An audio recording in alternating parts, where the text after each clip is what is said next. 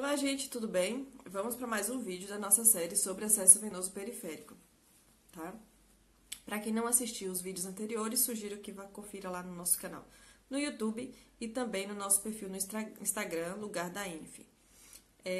Para fazer essas orientações, eu estou utilizando como referência o manual da Anvisa, Medidas de Prevenção de Infecção Relacionada à Assistência à Saúde, que vai estar aqui em cima a capa e a descrição do manual.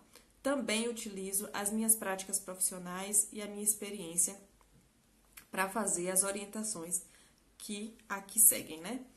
Bom, enfim, hoje a gente vai falar especificamente sobre os cuidados com o sítio de inserção e a remoção do cateter. A gente entende que toda vez que eu faço um acesso venoso periférico, a gente está abrindo uma porta, né, para uma possível infecção. Ou seja, a gente está abrindo uma porta para que os micro-organismos que estão na superfície da pele, eles possam adentrar a corrente sanguínea. E isso a gente tem que ficar com um alerta, né, com atenção a mais, porque é um procedimento invasivo e a gente tem que ter muito cuidado, tá?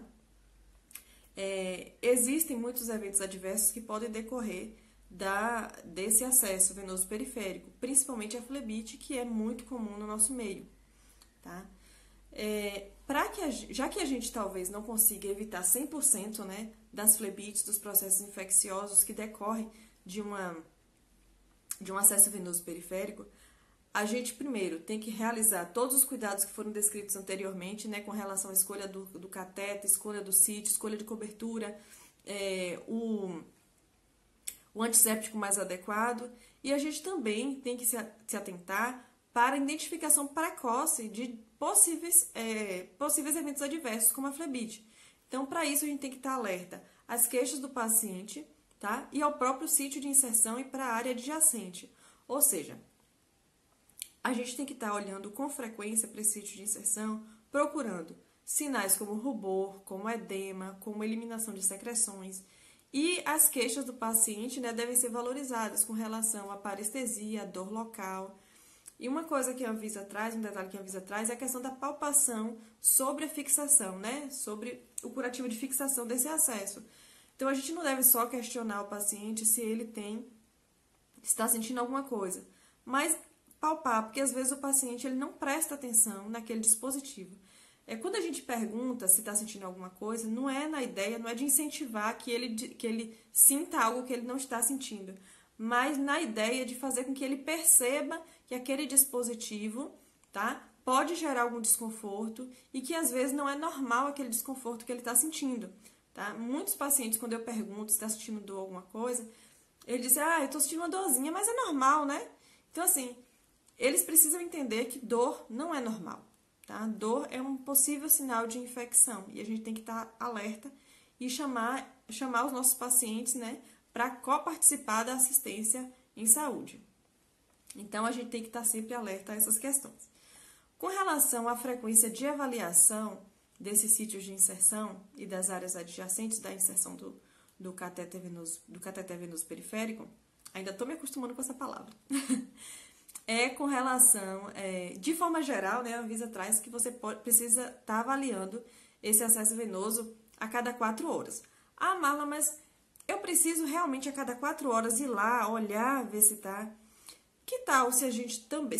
Já que um paciente, por exemplo, ele tem medicação a cada 12 horas, eu posso, nesses intervalos, toda vez que eu for acessar o paciente, que eu for fazer algum procedimento, alguma avaliação nele, eu posso aproveitar para poder avaliar esse acesso, tá?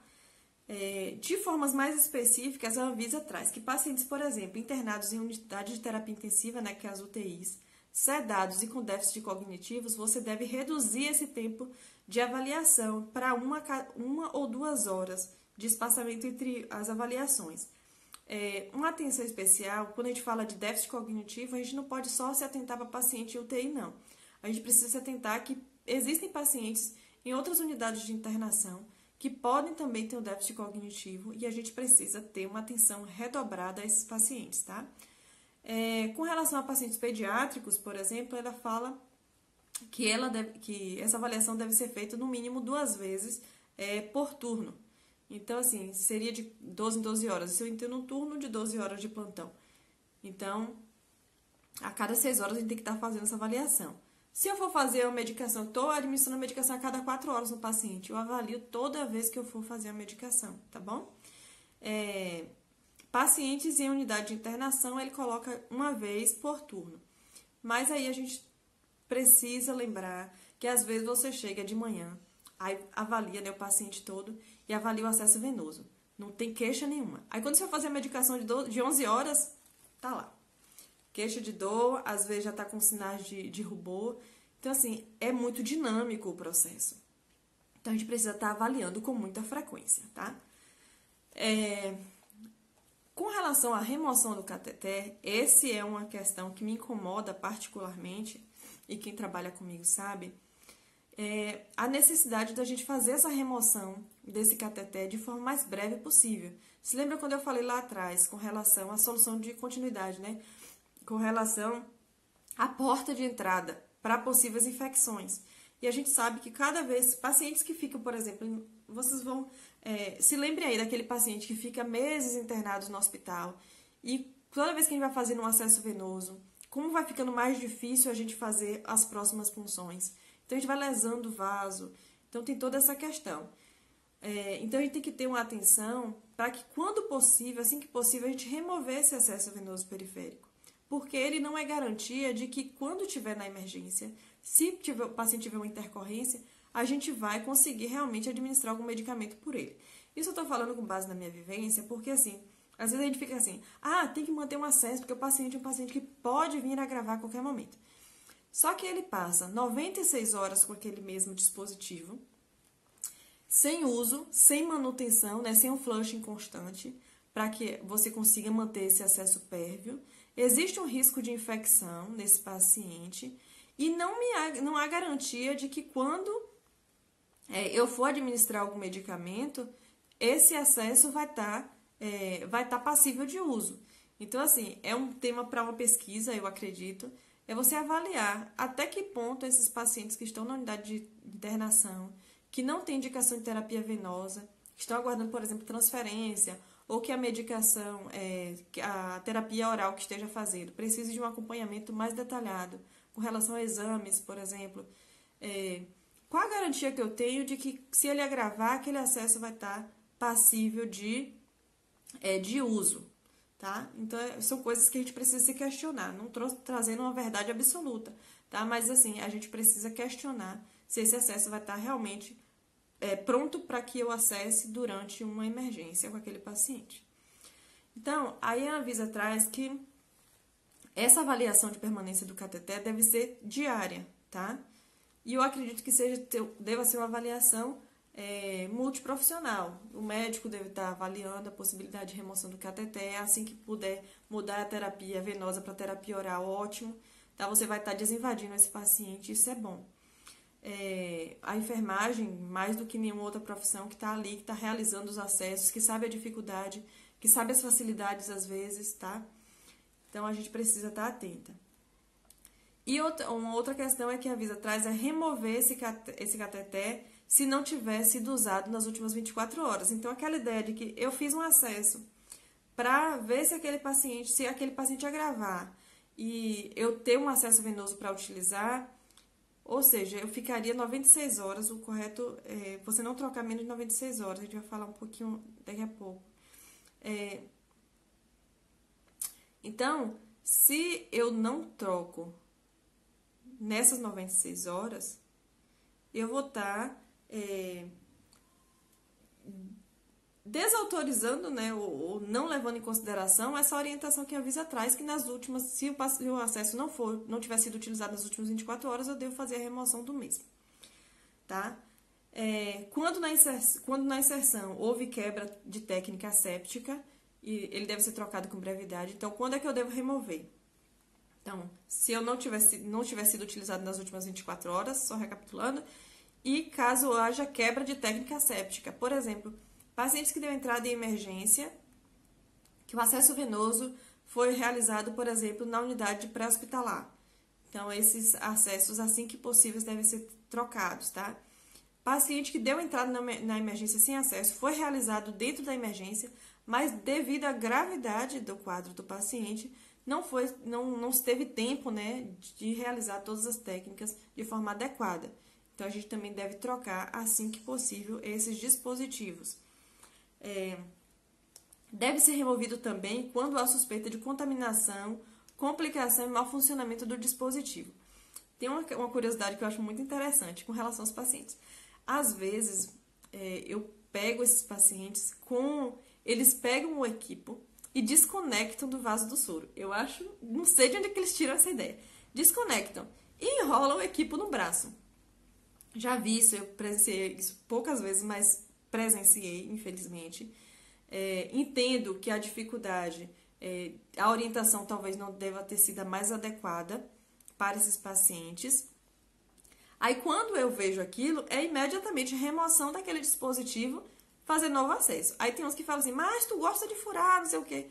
Se não, eu não tenho ideia de qual o nível de contaminação desse dispositivo. Então, eu preciso remover todo o dispositivo, né, de inserção e fazer um novo acesso, tá bom? Então, a gente deve ficar atenta com relação a essas questões. Rotineiramente, esses acessos não devem ser trocados com menos de 96 horas, tá bom? Então, acesso venoso periférico fixado com microfilme estéreo, a gente não deve trocar antes de 96 horas. E aí a gente tem que ficar atenta à questão da gaze, que eu falei no vídeo passado. Não tinha filme estéreo, então eu utilizei gaze com micropore. Então, a gente tem que ter uma atenção, porque aquela gase ela precisa ser trocada a cada 48 horas, tá bom?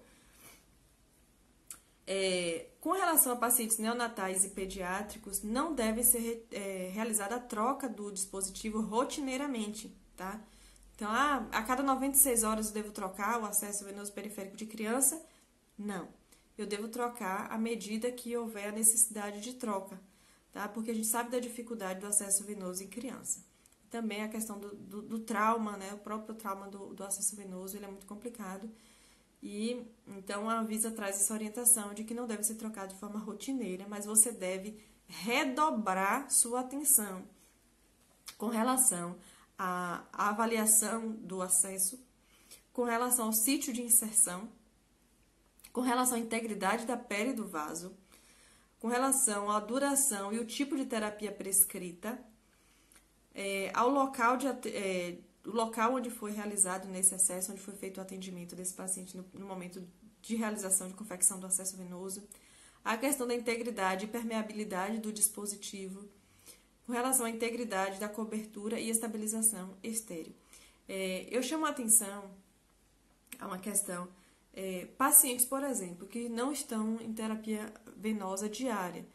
Por exemplo, está na unidade de internação, aguardando transferência, por exemplo, e aí você está fazendo uso de hidróxido férrico a cada 72 horas.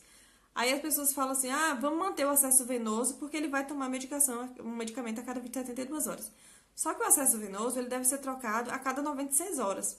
Agora você imagina, vale a pena eu manter esse acesso durante 72 horas sem uso para fazer uma medicação? Sendo que ele só vai ter, depois que eu administrar essa medicação, só vai ter mais 24 horas de uso.